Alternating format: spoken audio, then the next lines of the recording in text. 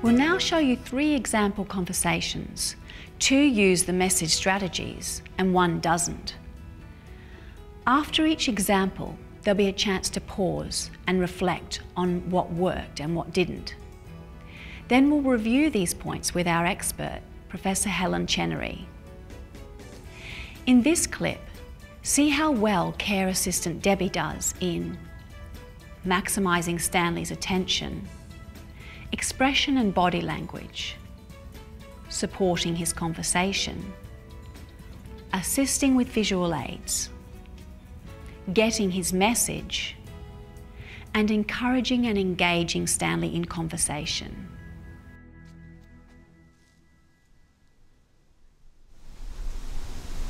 When you were in Geelong, you supported the Geelong Football Club, didn't you? Yeah. They're your favourite team? Yeah. I was playing for them for 2 seasons. Oh, did you? Yeah. So you played for Geelong? Yeah. Okay. Yeah. And they had a city team Yeah. and a country team. Okay.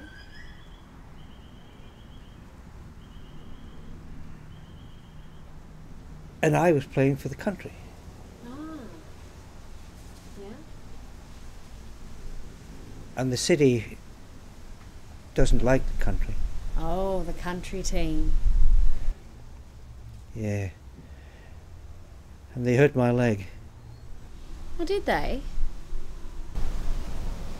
Did you beat them? Did you beat them? Yeah. Well, that's the main thing, isn't it?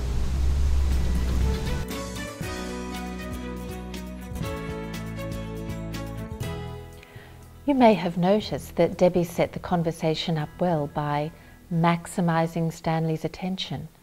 She was sitting at his eye level and maintained eye contact throughout. She came across as relaxed and was showing her interest through her voice and gestures. She used the football scarf as a visual aid to help orient Stanley to the topic. When you were in Geelong, you supported the Geelong Football Club, didn't you? Yeah. Debbie chose a topic that was familiar to Stanley and showed knowledge of his interests.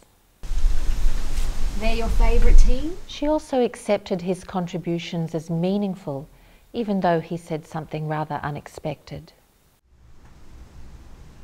I was playing for them for 2 seasons. Oh, did you? Yeah. So you played for Geelong? Yeah. Okay. Debbie encouraged him to continue by giving him extra time, saying mm-hmm, and reflecting what he said back to him.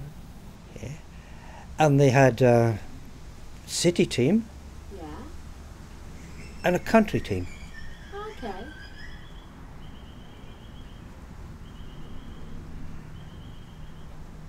And I was playing for the country. Ah. Yeah. And the city doesn't like the country. Oh, the country team.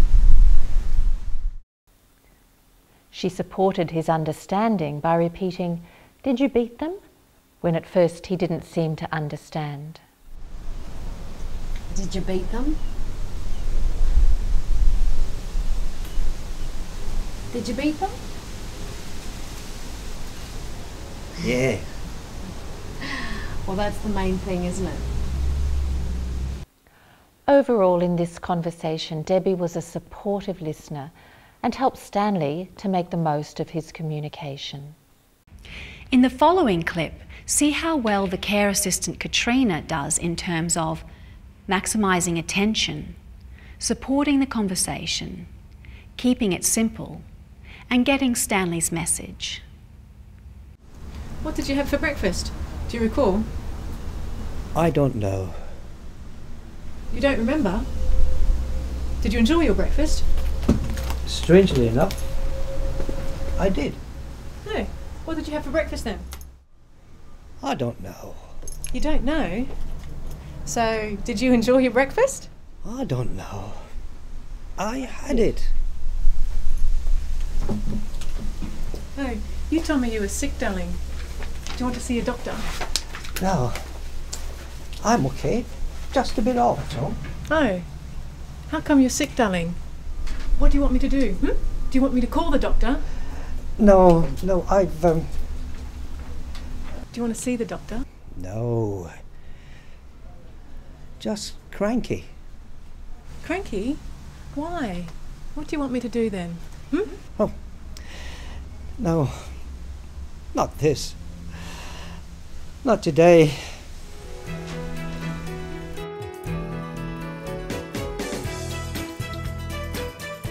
Although Katrina had good intentions, there were things she could have handled differently to make the most of the conversation and to avoid upsetting Stanley.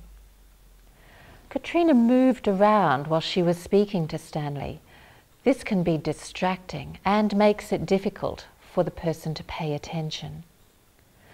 Katrina asked a type of question that can be very difficult for a person with dementia about what he had eaten earlier that day. She also added an extra question, "Do you recall?" making it difficult for him to hold the main question in mind. What did you have for breakfast? Do you recall? Instead of helping Stanley out by saying something like, "I think you usually have toast," she drew attention to his memory problem. You don't know? She did then try to keep the conversation going by asking an easier question on the same topic, and Stanley gave a clear answer. However, instead of responding to that, she just repeated the earlier question that had given trouble. Did you enjoy your breakfast? Strangely enough, I did. No. What did you have for breakfast then? I don't know. Again, Katrina drew attention to Stanley's inability to answer and seemed not to have listened to what he had already said about enjoying breakfast, because she asked the same thing again. You don't know? So, did you enjoy your breakfast? The way Katrina called Stanley darling could be interpreted as over-familiar or as talking down to him. Oh, you told me you were sick, darling. Do you want to see a doctor? Katrina didn't keep things simple in the way she asked questions. She asked a series of questions with no time in between for Stanley to answer. And then, when he finally got a chance to answer, she interrupted him, once again repeating a question he had already answered. Oh, how come you're sick, darling? What do you want me to do? Do you want me to call the doctor? No, Do you want to see the doctor? Katrina didn't pay attention to Stanley's verbal and non-verbal communication, so failed to get the message that he had had enough of this conversation. No. Just cranky. Cranky? Why? What do you want me to do then? Oh, no. Not this. Not today. So overall, this interaction seemed to leave Stanley feeling frustrated at not being understood. In the next clip, see how Debbie does in her conversation with Ivy, who is in the more severe stages of dementia. Think in terms of expression and body language, support the conversation, get their message, and encourage and engage in communication. You've been here a nice long time, Ivy? About that long, About that long? roughly. Have you had some lunch?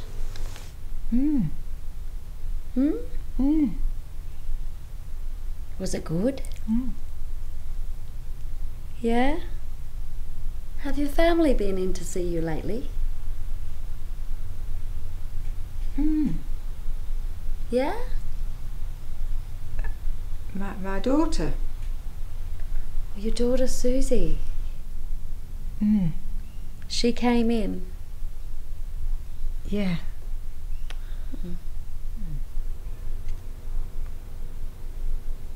Was that good?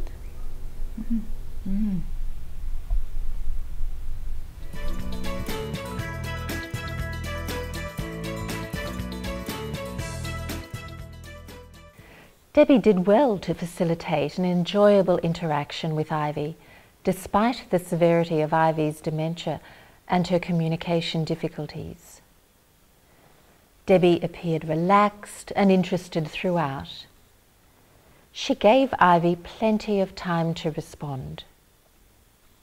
She accepted Ivy's vague response because the important thing was the interaction itself rather than the content. She also reflected Ivy's words back to encourage her to continue. You've been here a nice long time, Ivy? About that long? About that long? Roughly. Debbie signalled the change of topic by leaving a pause and clearly mentioning lunch. Have you had some lunch? She took note of Ivy's non-verbal responses in order to get her message. Was it good? Yeah? Debbie encouraged Ivy to contribute more information by giving minimal responses like, yeah, and being able to mention Ivy's daughter's name would have helped with rapport. Have your family been in to see you lately? Yeah? My daughter. Your daughter Susie. She came in. Yeah. Although Ivy didn't say much, Debbie engaged with her and provided a positive communication experience. This brings us to the end of our message presentation. We hope that the message strategies will help you to help people with dementia make the most of their communication